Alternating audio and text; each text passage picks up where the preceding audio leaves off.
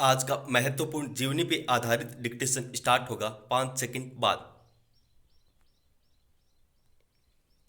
Start. बाल गंगाधर तिलक अथवा लोकमान्य तिलक, मूल नाम केशव गंगाधर तिलक, 23 जुलाई 1856 से 1 अगस्त 1920 तक एक भारतीय राष्ट्रवादी शिक्षक, समाज सुधारक, वकील और एक स्वतंत्रता सेनानी थे। ये भारतीय स्वतंत्रता संग्राम के पहले लोकप्रिय नेता हुए। ब्रिटिश औपनिवेशिक प्राधिकारी उन्हें भारतीय अशांति के पिता कहते थे। उन्हें लोकमान्य का आदरणीय शीर्षक भी प्राप्त हुआ, जिसका अर्थ है लोगों द्वारा स्वीकृत। लोकमान्य तिलक जी ब्रिटिश राज के दौरान स्वराज के सबसे पहले और मजबूत अधिवक्ताओं में से एक थे तथा भारतीय अंतःकरण में एक प्रबल आमूल परिवर्तनवादी थे। उनका मराठी भाषा में दिया गया नारा स्वराज्य हा माझा जन्मसिद्ध हक्क आहे आणि तो मी मिळवणारच, अर्थात स्वराज मेरा जन्मसिद्ध अधिकार है और मैं इसे लेकर ही रहूंगा, बहुत प्रसिद्ध हुआ। उन्होंने भारतीय राष्ट्रीय कांग्रेस के कई नेताओं से एक करीबी संधि बनाई, जिसमें बिपिन रावत, चंद्रपाल, लाला लाजपत राय, अरविंद घोष और V.O. चिदंबरम पिल्ले शामिल थे। लोकमान्य तिलक का जन्म 23 जुलाई 1857 को ब्रिटिश भारत में वर्तमान महाराष्ट्र स्थित रत्नागिरी जिले के एक गांव चिखली में हुआ था। ये आधुनिक कॉलेज शिक्षा पाने वाली पहली भारतीय पीढ़ी में से एक थे। इन्होंने कुछ समय तक स्कूल और कॉलेजों में गणित पढ़ाया। अंग्रेजी शिक्षा के ये घोर आलोचक थे और मानते थे कि यह भारतीय सभ्यता के प्रति अनादर सिखाती है। इन्होंने दक्कन शिक्षा सोसाइटी की स्थापना की ताकि भारत में शिक्षा का स्तर सुधरे। लोकमान्य तिलक ने इंग्लिश में मराठा दर्पण व मराठी में केसरी नाम से 2 दैनिक समाचार पत्र शुरू किए, जो जनता में बहुत लोकप्रिय हुए।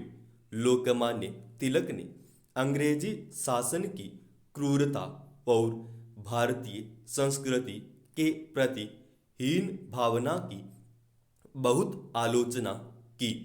उन्होंने मांग की कि ब्रिटिश सरकार तुरंत भारतीयों को पूर्ण स्वराज दे। केसरी में छपने वाले उनके लेखों की वजह से उन्हें कई बार जेल भेजा गया।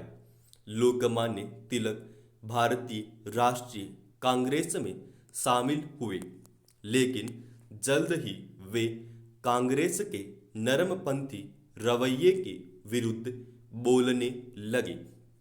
1907 में कांग्रेस गरम दल और नरम दल में विभाजित हो गई। गरम दल में लोकमान्य तिलक के साथ लाला लाजपत राय और श्री बिपिन चंद्रपाल शामिल थे। इन तीनों को लाल बाल पाल के नाम से जाने जाना लगा। 1908 में लोकमान्य तिलक ने क्रांतिकारी प्रफुल्ल चाकी और क्रांतिकारी खुदीराम बोस के बम हमले का समर्थन किया, जिसकी वजह से उन्हें बर्मा स्थित मांडले की जेल भेज दिया गया।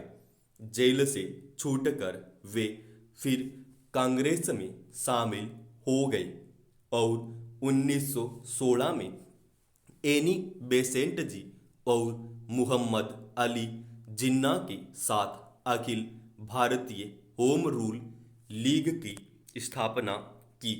लोकमान्य तिलक भारतीय राष्ट्रीय कांग्रेस से 1890 में जुड़े, हालांकि उसकी मध्य अभिवृद्धि खासकर जो स्वराज्य हेतु लड़ाई के प्रति थी, वे उसके खिलाफ थे। वे अपने समय की सबसे प्रख्यात आमूल परिवर्तनवादियों में से एक थे। अल्पायु में विवाह करने के व्यक्तिगत रूप से विरोधी होने के बावजूद Lokmanya Tilak as of consent विधेयक के खिलाफ थे, क्योंकि वे उसे हिंदू धर्म में अतिक्रमण और एक खतरनाक उदाहरण के रूप में देख रहे थे। इस अधिनियम ने लड़की के विवाह करने की न्यूनतम आयु को 10 से बढ़ाकर 12 वर्ष कर दिया था।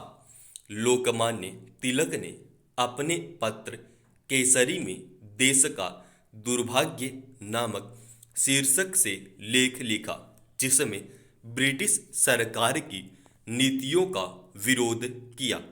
उनको भारतीय दंड संहिता की धारा 124 ए के अंतर्गत राजद्रोह के अभियोग में 27 जुलाई 1897 को गिरफ्तार कर लिया गया। उन्हें 6 वर्ष के कठोर कारावास के अंतर्गत बर्मा जेल में बंद कर दिया गया। भारतीय दंड संहिता में धारा 124 ए ब्रिटिश सरकार ने 1870 में जोड़ा था, जिसके अंतर्गत भारत में विधि द्वारा स्थापित ब्रिटिश सरकार के प्रति विरोध की भावना भड़काने वाले व्यक्ति को 3 साल की कैद से लेकर आजीवन देश निकाला तक की सजा दिए जाने का प्रावधान था। 1898 में ब्रिटिश सरकार ने धारा 124 ए में संशोधन किया और दंड संहिता में नई धारा 153 ए जोड़ी, जिसके अंतर्गत अगर कोई व्यक्ति सरकार की मानहानि करता है, यह विभिन्न वर्गों में नफरत फैलाता है या अंग्रेजों के विरुद्ध घृणा का प्रचार करता है, तो यह भी अपराध होगा। ब्रिटिश सरकार ने लोकमान्य तिलक को 6 वर्ष के कारावास की सजा सुनाई।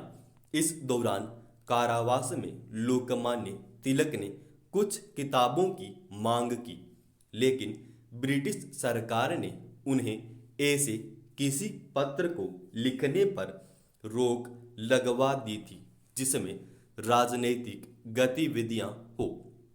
लोकमान्य तिलक ने कारावास में एक किताब भी लिखी।